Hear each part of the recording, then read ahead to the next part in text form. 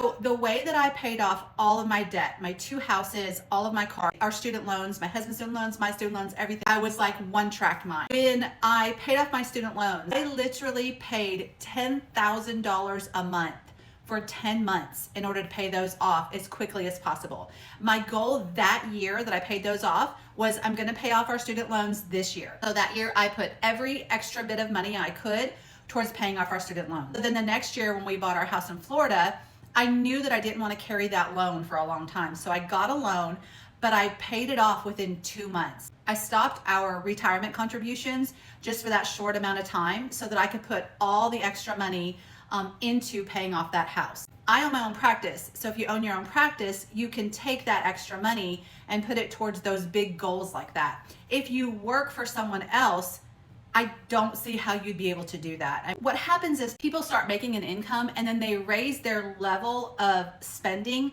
to that income. So you go from a nurse making $80,000 a year to a nurse practitioner making $150,000 a year, and you start buying things. You start buying cars, you start buying houses, you start buying jewelry, you just start buying things, and you just increase your level of spending in your lifestyle to acclimate to that increase in amount of money that you're making. I did not do that.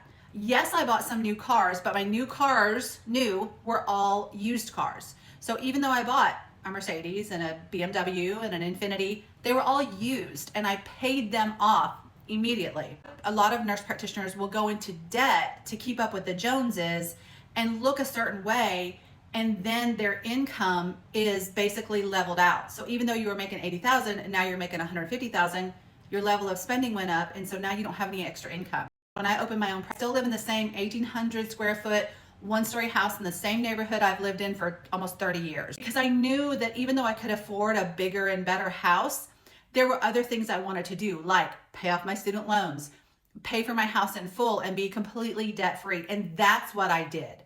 So even though I spend money on extra things, when I have a goal, like paying off my student loans, paying off my houses, I go all in. I stop everything else and I put all of my extra money towards paying that. If you want to pay off your lake condo, stop spending on everything else, everything, even your investments. Put them on hold for a couple of months. Figure out how much you're paying for your investments and talk to your accountant or your financial advisor and tell them, say, look, I want to put all of my money towards paying off this debt. What do I need to do?